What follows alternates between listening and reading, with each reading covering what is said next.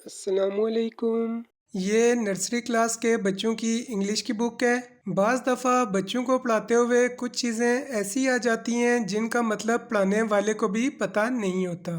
तो इन तमाम मसाइल का हल जानेंगे हम आज की इस वीडियो में। तो चलें वीडियो शुरू करते हैं।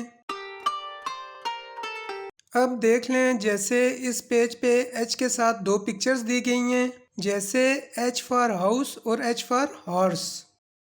अब देख लें नेक्स्ट पेज पे ओ के साथ दो पिक्चर्स दी गई हैं। अब अगर फॉर एग्जांपल आपको नहीं पता कि पहली पिक्चर जो दी गई है इसको इंग्लिश में क्या कहते हैं, तो चलें गूगल लेंस की मदद से इसको इंटरनेट पे सर्च करते हैं।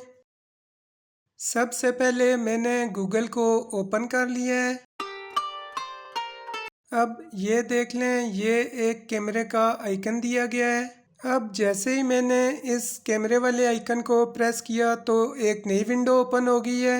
ये देख लें, ये गूगल लेंस लिखा आ रहा है और इसी के साथ नीचे फिर कैमरे का आइकन है और इसी के नीचे लिखा आ रहा है कि सर्च विद यूर कैमरा। अब जैसे ही मैंने कैमरे वाले आइकन को प्रेस किया तो मेरे मोबाइल का बैक कैमरा ओपन हो गया है। अब मैंने अपनी मतलूबा पिक्चर को फोकस कर लिया है। अब जैसे ही मैंने सर्च वाले बटन को प्रेस किया तो गूगल ने मुझे इस पिक्चर के मुतालिक काफ़ी सारे रिजल्ट सर्च करके दे दिए हैं। ये देख लें, इसका नाम ऑक्टोपस है और ये पानी में रहने वाला एक जानवर है। नीचे इसकी पिक्चर्स और इसके बारे में और भी काफ़ी डिटेल दी गई है, आप इसको भी रीड कर सकते हैं। अब गूगल ट्रांसलेट में ऑक्टोपस को सर्च करके देखते हैं कि उर्दू में ऑक्टोपस का क्या मतलब है। तो सबसे पहले मैंने अपने गूगल ट्रांसलेट को ओपन कर लिया है। अब जैसे ही मैंने ऑक्टोपस को गूगल ट्रांसलेट में टाइप किया तो नीचे सर्च रिजल्ट्स शो हो गए हैं।